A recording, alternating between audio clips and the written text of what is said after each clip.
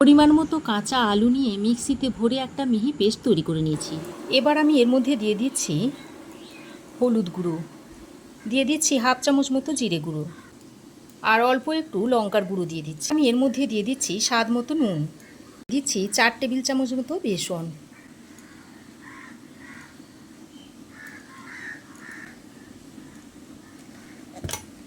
তারপর সব কিছুকে একসঙ্গে ভালো করে মিশিয়ে নিচ্ছি।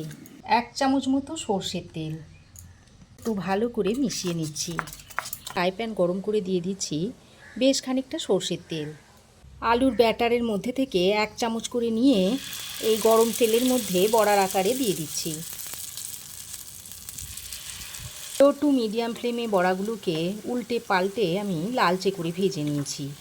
এবার এই বড়াগুলোকে তেলটা ভালোভাবে ছেঁকে একটা প্লেটের মধ্যে তুলে নিচ্ছি।